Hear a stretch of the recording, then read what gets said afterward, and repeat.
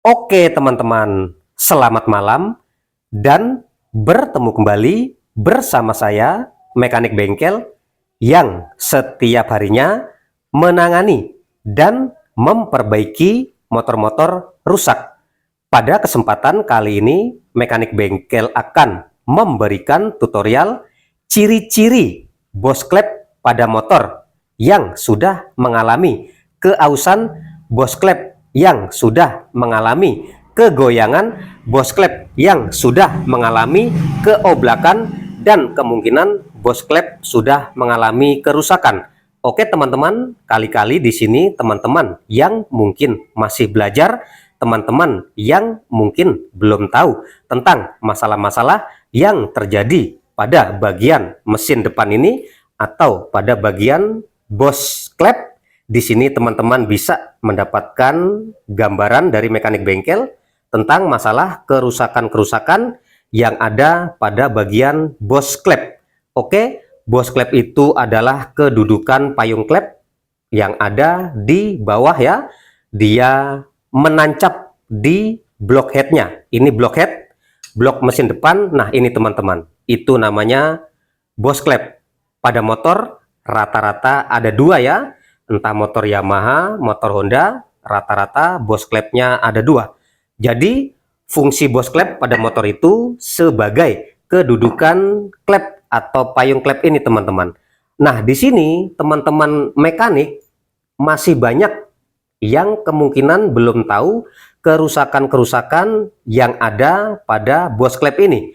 Jadi begini, teman-teman pada suatu saat mengerjakan motor ngebul, entah itu motornya Honda Beat, Vario, Scoopy, Vario 125, Vario 150, intinya semua motor bebek, semua motor Matic, entah itu motor Yamaha, entah motor itu Suzuki, entah itu motor itu Honda.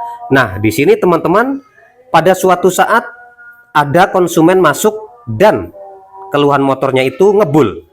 Setelah dianalisa dan kemungkinan orang awam pun tahu kalau motor itu ngebul disebabkan karena sehernya. Kemungkinan seher, kemungkinan blok sehernya sudah baret-baret, sehernya juga sudah baret-baret. Yang fatal terkadang motor sehernya itu gancet, ring sehernya sudah nggak main. Nah, di kesempatan itu juga teman-teman melakukan perbaikannya hanya mengganti seher, ring sehernya saja, dan karena blok sehernya baret-baret, akhirnya teman-teman mengkolter atau mengoversize blok seher itu yang dirasa sudah baret-baret. Nah akhirnya teman-teman nggak melakukan pengecekan-pengecekan secara detail, pengecekan-pengecekan secara teliti di bagian blok mesin depan ini, di bagian bloket ini.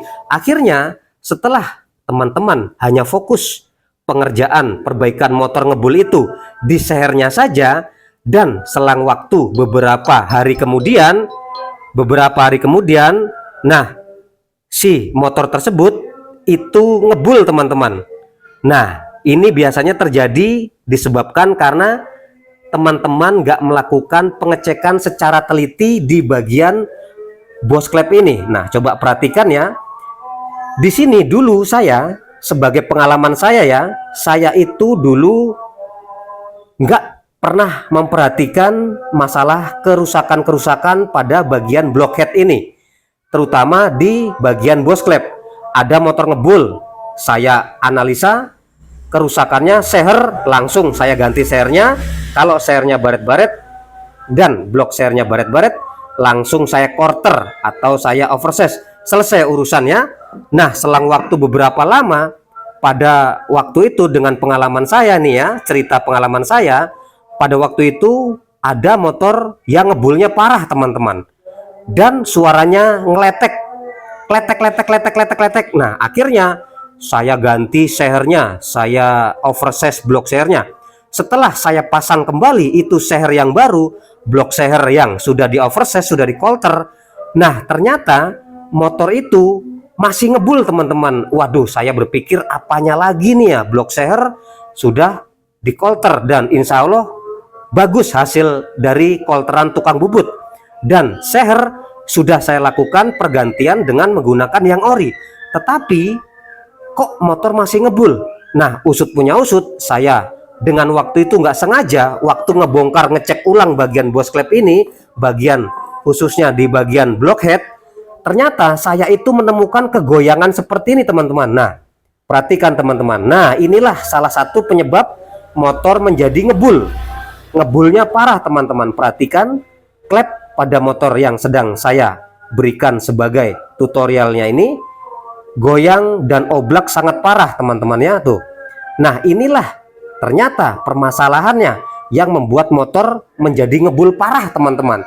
Perhatikan yang kecil nih, yang kecil tuh ya, yang kecil sudah goyang juga parah ya teman-teman ya. Ini bos klep yang kecil ini artinya keoblakan klep yang kecil ini segini sudah parah teman-teman, apalagi sudah yang oblaknya seperti klep yang besar. Bos klep itu harus presisi, harus seret tanpa terjadi goyang dan oblak, supaya tidak terjadi kebocoran di bagian ruang bakar teman-teman. Jadi kebocoran yang terjadi, oli mesin ini melumasi bagian mesin depan ini. Oli mesin melumasi unit-unit spare part yang ada di blockhead ini. Sebab terjadi keausan dan kerusakan, kegoyangan, keoblakan pada bos klep, menyebabkan kebocoran pada saat klep ini melakukan pembukaan. Nah, ini kan membuka dan menutup, membuka dan menutup, dan sebab terjadi keausan, longgar ya teman-teman. Akhirnya pada saat klep ini membuka, maka oli mesin masuk ke dalam ruang bakar. Di belakang ini ada seher dan blok seher teman-teman. Sebab terjadi keausan, kegoyangan, maka oli mesin yang seharusnya nggak sampai masuk ke dalam, oli mesin yang seharusnya nggak bocor ke dalam ruang bakar, dengan terjadinya keausan pada bos klep goyang dan oblak, maka menyebabkan oli mesin masuk ke dalam ruang bakar, maka menyebabkan motor menjadi ngebul karena oli mesin masuk ke dalam ruang bakar dan oli mesin ikut terbakar pada saat motor melakukan proses gas buang teman-teman. Coba perhatikan teman-teman, bos klep yang kecil ini ya, klep yang kecil ini tuh, dia goyang sangat parah. Dan coba perhatikan yang klep besar, perhatikan teman-teman, ini goyangnya sangat parah tuh. Wah, ini udah sangat berlebihan, ausnya, rusaknya, goblaknya teman-teman ya. Tuh, ini menyebabkan motor menjadi ngebul tipis-tipis, menjadi ngebulnya banyak, ngebulnya parah, oli selalu berkurang, dan oli cepat habis. Karena apa? Karena terjadi kebocoran oli mesin. Jadi oli mesin masuk ke dalam ruang bakar setiap hari, setiap saat. Oli mesin terbakar, ikut terbakar, oli mesin ikut terbakar, oli mesin terbakar. Kalau terjadi kebocoran, maka sedikit demi sedikit maka menjadi habis oli mesin itu. Karena terjadi kebocoran di sini teman-teman. Nah, inilah. Nah, di sini teman-teman harus jeli.